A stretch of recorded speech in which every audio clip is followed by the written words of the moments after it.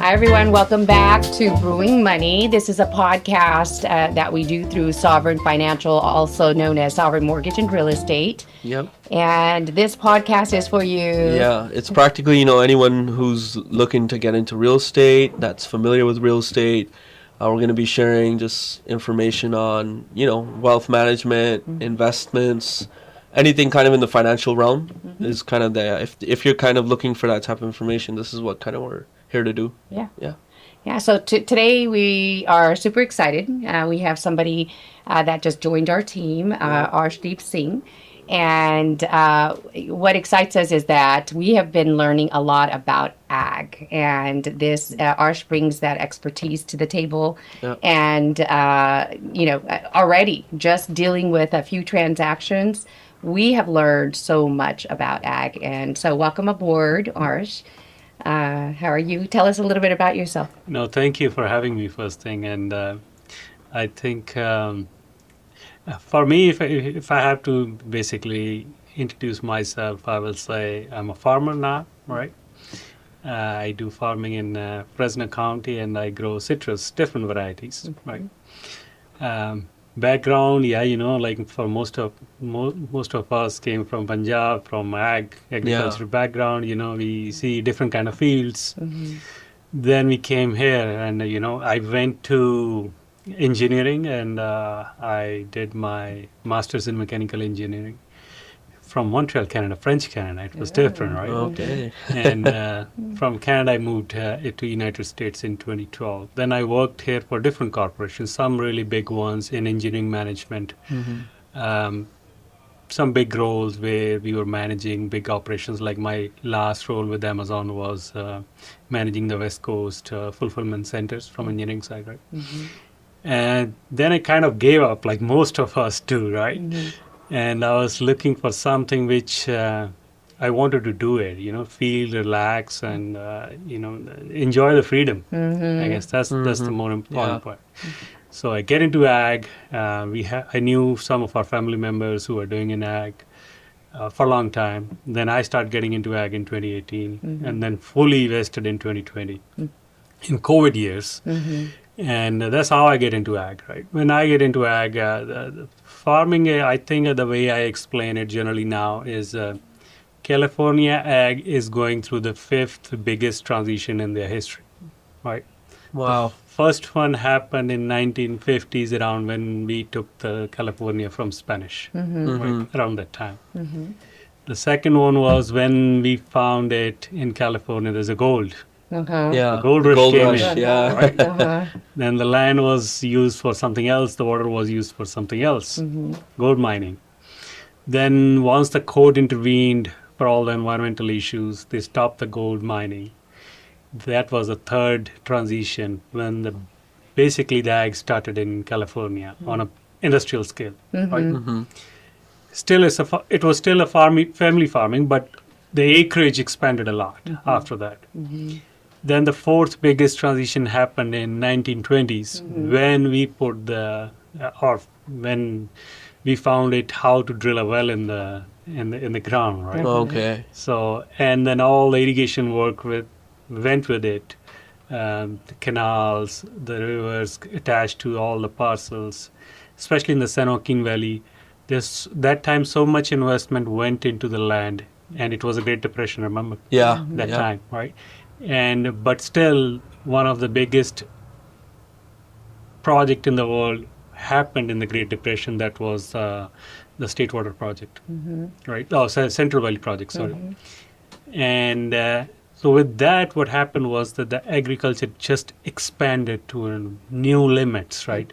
Before we used to do the ag only along the rivers. And after 1920s, it went everywhere. Wow. You can do farming anywhere, right? Yeah, that changed definitely a lot then. So in next 100 years, yes, engineering changed so many things. We brought drip, we brought more efficient pumps and everything. All those, I think, are the gradual improvements, which we generally get it. Yeah. Now is the 5th biggest transition. California ag land never depreciated in the history, except in the last 5 years. Okay.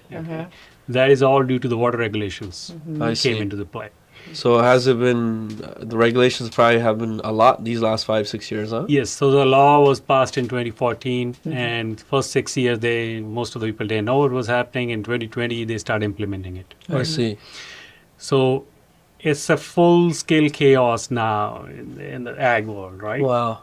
So that's the word we need to, I think, tell our listeners. It's a full chaos. Wow. When there is that much chaos, that brings so many opportunities too. Yeah. I mean, that's what they say. Yeah. Out of chaos is when people are made. Yep. If they, take the right opportunity. Yeah, I think Great Depression made the most amount of millionaires. Yeah. And they always say when people are running out, you run in. Yeah. So, wow.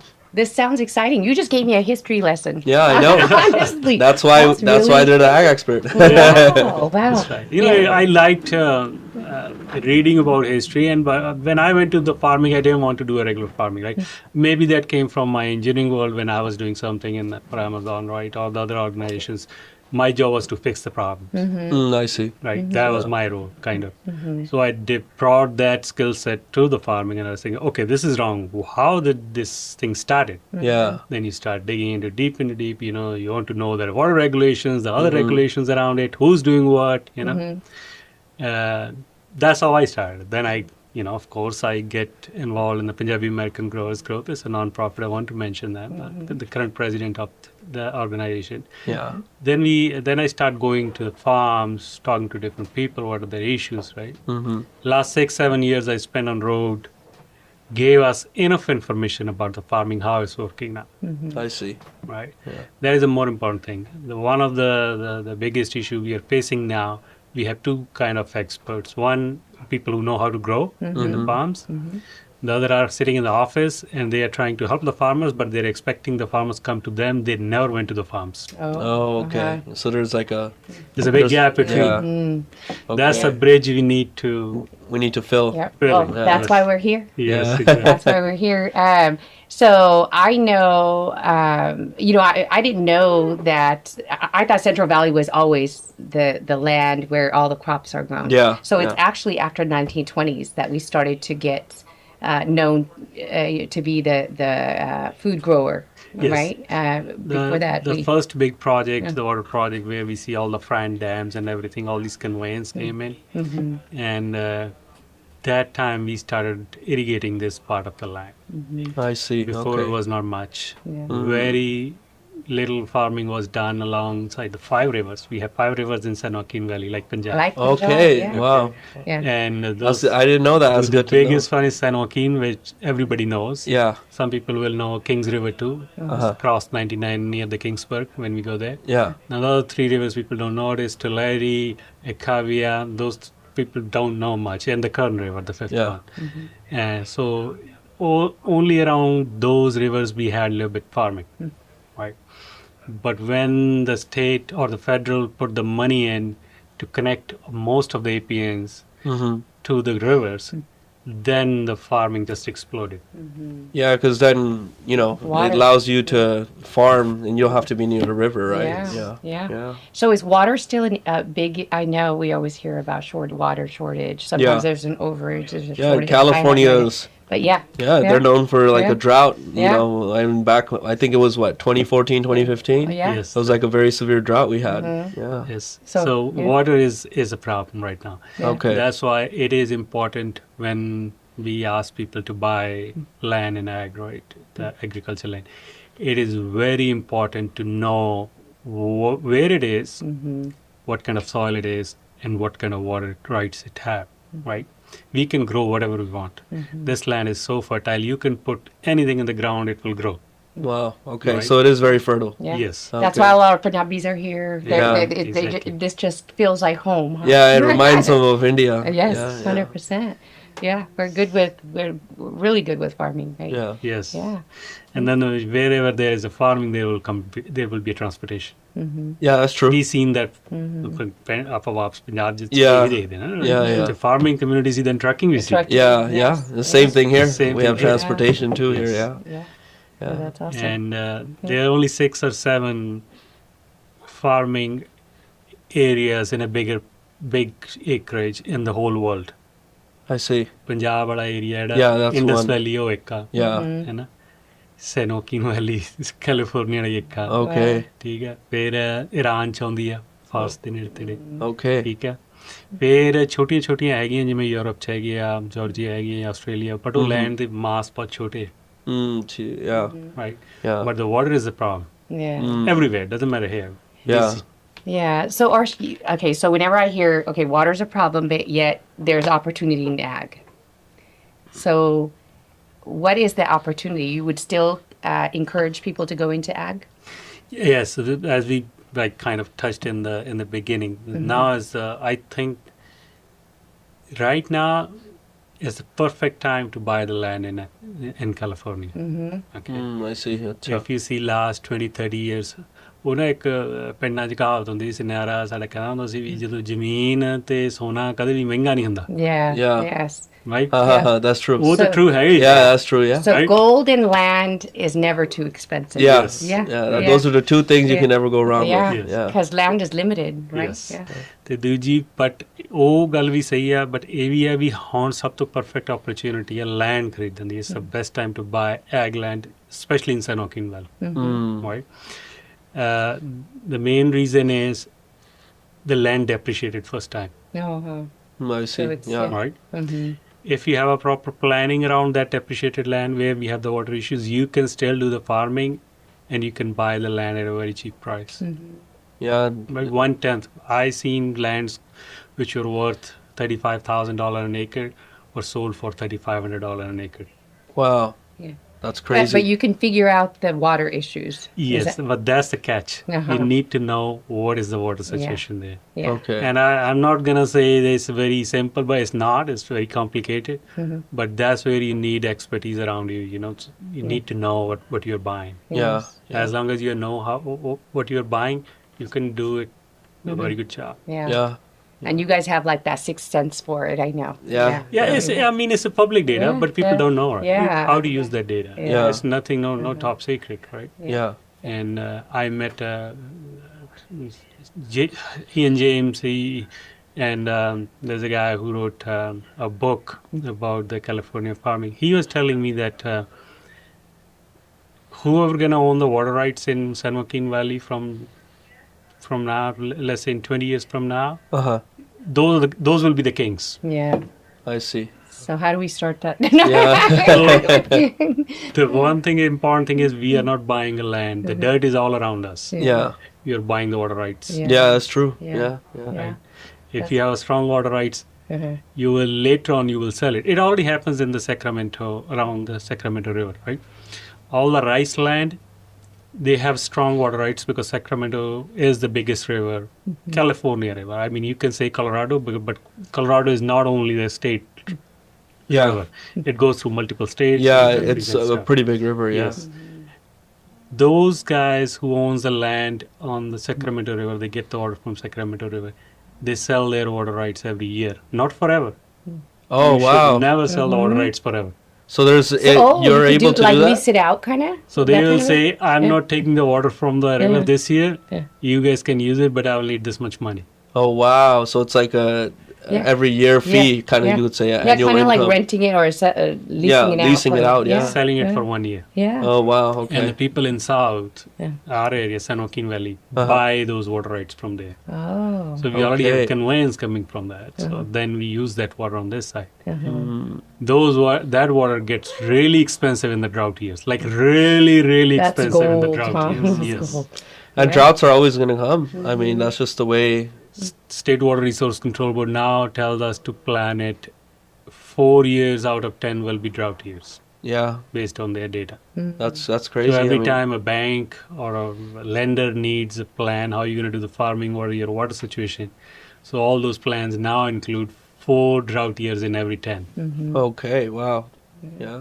So whenever I hear farming, so I think I shared with you that growing up as a kid, I wanted to get a farm. And my dad's like, no, you're a girl. You're not going to know how to farm that. You're not going to know how to drive a tractor and whatnot. What would you say to somebody who's, let's say it's a single woman or just a woman entrepreneur that wants to invest in farming? how labor encumbersome is it? And then can you still benefit and have someone else manage it, for example? Yeah, I know there are different options, but if we have to see on a bigger picture, there are more incentives, there are more grants, there are more help for women-owned farms. Okay. Okay. Okay. Yeah, there's probably more Really? just Yeah. yeah, Uh-huh. Okay. So for and- women-owned businesses, right? Yes, Yeah. they will give you even money to buy the land with very low interest rates because Wow. and so there are plenty of reasons being a woman to buy a farm. The farming here and back home, which we see in it, is very different. I will say ਉੱਥੇ ਕਿਸੇ ਮਤਲਬ woman ਦਾ ਜਾਂ खेती करना is almost Nahin. impossible. Okay, Yeah, right. yeah, it's Yes, different there. yes. Yeah. But here is very different. Yes. Because here we do the farming is mainly done by machines. Yeah, there's a lot more machinery here. Yes, Yeah, it's yeah. more automated. Yeah. Right? And so anybody can do it. Yeah. Right? A woman can do it. Yeah. And I seen so many, not in maybe in our community, but I get a chance to go other farms, right, where the other women do farming. Yeah. No issues at all. Wow. Right? They even All right, drive the ladies. Yeah. tractors and Some harvesters. investors. Yeah. And then some work is done by the contract labor, and that's it. Uh-huh. That's awesome. Yeah. Going back to that point, not just women, but if somebody who's never been in ag, I have clients and friends that are kind of in the tech world. They live in the Bay. I mean, even people here that kind of just have office jobs, and they might want to invest in ag. How much can you expect? Like, if you're getting into ag, how much would you say would they have to spend in terms of their time and effort? Does it have to be all in? Do they have to get move careers, or is there a way for someone else to manage it? How would you recommend someone that's who's never been into that world? No, I think the people who are doing jobs, right? Yeah. Farming is so much beneficial for those one. Okay. One is for the tax and the accounting side. I'm not expert on that. I'm Yeah. just saying it as a general statement. But I've seen people buying the land just for those reasons. I see. Right. Okay. And we help so many of those working in the Bay Area and buying a land here. Right. Okay. Then it's up to you whether you want to actively do the farming Yeah. or you want to leave it really passively. You want somebody else to do the job and you just need to know what's going on the farm. Yeah. Right? For example, if you are actively doing the farming, you're telling the person what to do every day. So it's something you could say would be Yeah. like a daily kind of a business, right? Yeah. Even if you don't want to come to the farm, but you come, like, let's say you come only on the weekends, Yeah. but you're still telling every day somebody what to do. Yeah, you need to delegate and make sure everything's working. The option number 2 is you are doing it passively, right? You're telling somebody else to do it for you, but you just want to know what they're doing it. Okay, okay. So there is a way Yeah. for it to be strictly passive. Yes. And then the third option is like hands-off approach. You are That's not what doing I was- anything. Yeah. Uh-huh. Nothing. You Yeah. give it to somebody else Yeah. on a contract kind of thing. Yeah, Every year they will do everything. yeah, Of course, all the things are open to you, what they're doing it, what they're putting in and everything, right? yeah, yeah. But you're not doing it, literally nothing. End of the year, they will tell you, this is how much it is, this is Yeah. how much we produce financially and everything. Then again, there are so many options. You can lease it, or you can just say, okay, I will pay you per acre. Yeah, Cost, whatever it is. yeah. Did the apne back home Or take it? Take it, Yeah. Lease That's it out. Or lease it, Okay. yeah. Yeah, so that's, I mean, for a lot of people here that don't Yeah. know, there's a way to do that here too, right? Yeah. And there's so many programs for first-time buyers from Okay. state and federal, right? They help you to start the business. Especially, they want people to come in the farming. A lot of those people, by just on those programs you're talking about, are they income restricted? Like say they're working a job, and they're going to continue working their job, but they want to get into ag. Is there income restrictions on a lot of those programs, or there's none? No, very, very, very few programs have some income caps on those one. Yeah. But those are purely farming incomes. Okay, so if you aren't working in farming, that Yes. income won't apply. Yes, for example, the one program they have, I think, $400,000 cap if you want to apply for extreme weather losses, right? I see. But that 400,000 is your pure farming operation. Okay. Doesn't matter whether you're making 10 million outside, Yeah. it's totally fine. But on the farming is 400,000 cap.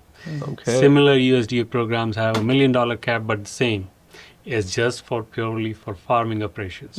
Okay, that's good to know. Yeah. Wow. So they have to have farming experience in order to. Some programs will ask for a farming experience if you want to get certain grants and incentives, Okay. but nothing gonna stop you to buy a land. Yeah. So If you yeah, do it at like the farm. Badi was saying, there are first-time programs Programs out there for. Yeah, for people who want to be kind of a first, like in Yeah, who know in our lending experience. world, we have first-time home buyer Yep. down payment assistance programs, Yeah. kind of the same thing. So no, there are. If you don't have experience, Yeah. they do have help with that. They will even provide you mentors and stuff how to do it. You Oh can- wow. Yeah, it's all free of charge. Wow. Okay. Yeah, it sounds like California. I'm sure they want to promote, right? Ag. Yeah. So good opportunities in it. Yeah, no, one the other thing I want to mention is not many businesses where the competition is decreasing every day. Yeah. Ag is the only business where the competition is decreasing every day. So it's getting easier every year to get into the ag. Yeah. But the important thing is what you're buying, when you're buying is really important. Yeah, and to touch on it, Jida, we always say, like, when you think about it, if you're buying, say you buy ag, right? You're buying land. Down the road, a lot of people don't think about it, but the people who own the land and the food, they're gonna Yes. hold. I mean, We're it's gonna gonna be need nothing but food. benefits to Yes. that person and their family, right? Absolutely. Because we've seen it time and time again in like groceries, supermarkets.